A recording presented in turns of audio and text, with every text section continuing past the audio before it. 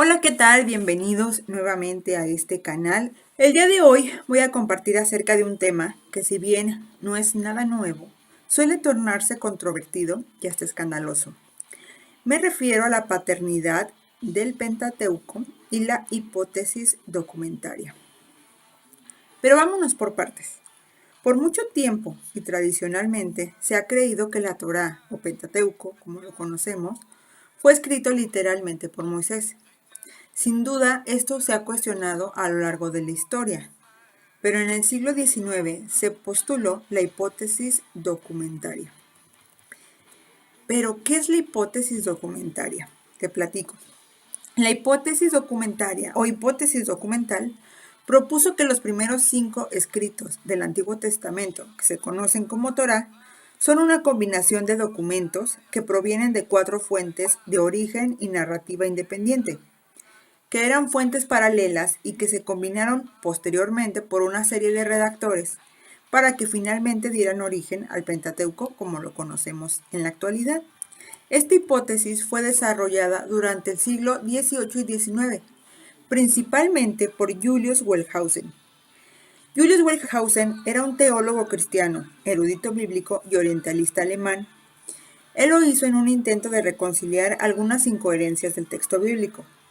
A finales del siglo XIX se acordó, en general, que había 4 fuentes principales que fueron combinadas por una serie de redactores en algún punto de la historia, dando origen a los libros que conocemos hoy en día. Te voy a platicar acerca de estas 4 fuentes. La primera es la fuente yavista o con la letra J. Se postuló que es la fuente más antigua.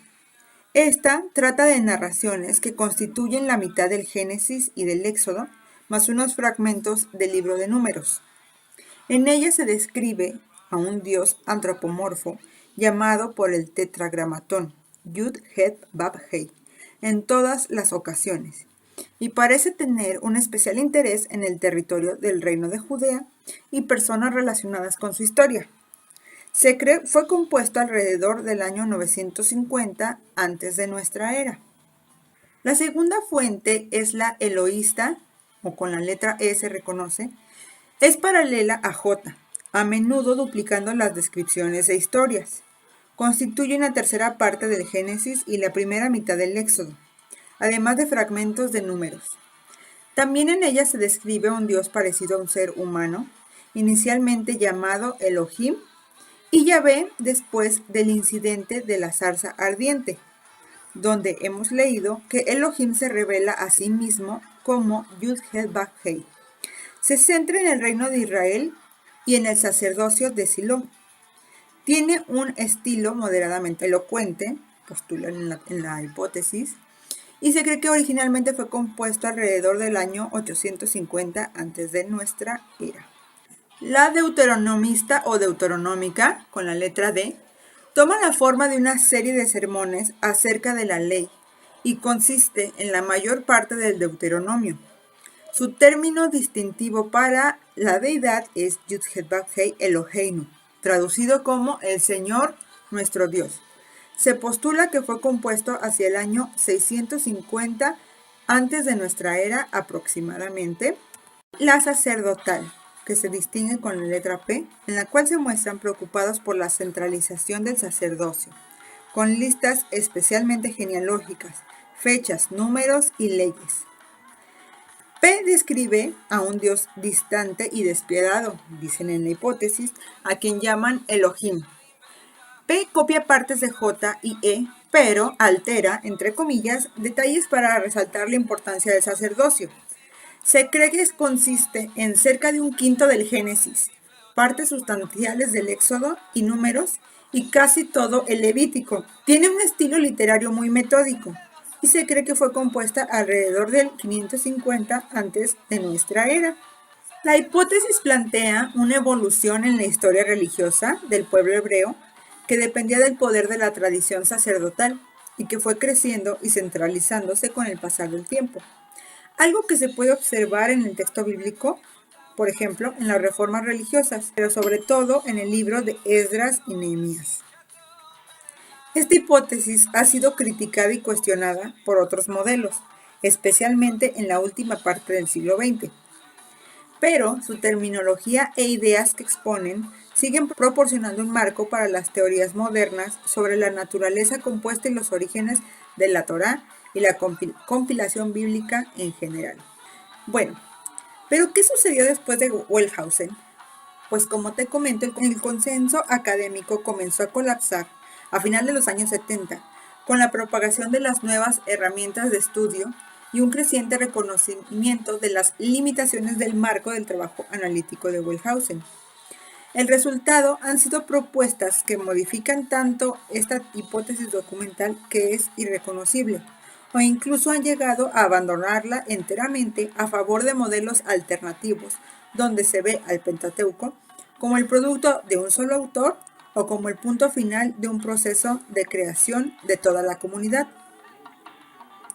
La crítica a la hipótesis de Wellhausen fue quizá mejor resumida por Norman Whybray, quien señaló que de los varios modelos posibles para la composición del Pentateuco, la documental fue más difícil de demostrar.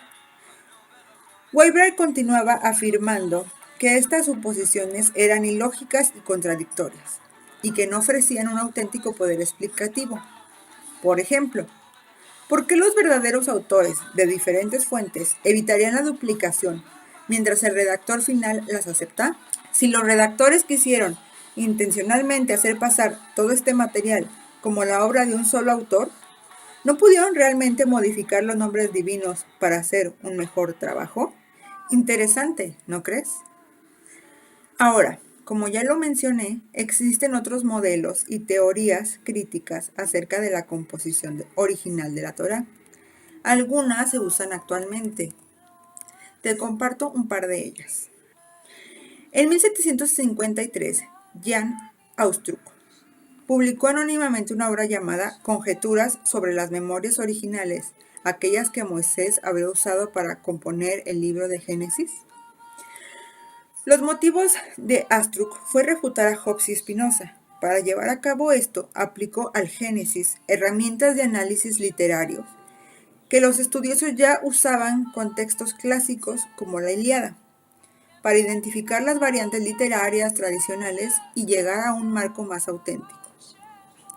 Comenzó por identificar dos peculiaridades que parecían mostrar variantes literarias coherentes. Por ejemplo, una de ellas es el uso de Elohim o Yud-Heh-Vav-Heh como el nombre de Dios.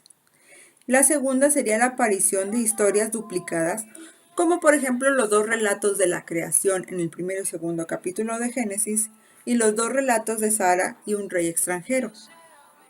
A continuación, estableció columnas y asignó a estos los versículos de Elohim en una columna y los de Yud-Heh-Vav-Heh en otra, y los de los relatos duplicados en otras dos columnas, una al lado de la otra. Las 4 columnas paralelas así construidas contenían 2 narraciones largas y 2 cortas. Astruc sugirió que estos eran los documentos originales usados por Moisés, y el Génesis que Moisés habría escrito se vería exactamente así: 4 relatos paralelos destinados a ser leídos por separado, cada uno dedicado a los mismos acontecimientos. Astruc concluyó que estas narraciones largas eran los documentos originales escritos por Moisés, y al ser relatos paralelos debían ser leídos por separado. Es decir, que existía un cuerpo de 4 documentos que eran el núcleo literario original, que fue recubierto con el fin de que su transmisión y enseñanza fueran entendidas dependiendo de la audiencia. También tenemos la objeción de Humberto Cassuto a la hipótesis documentaria.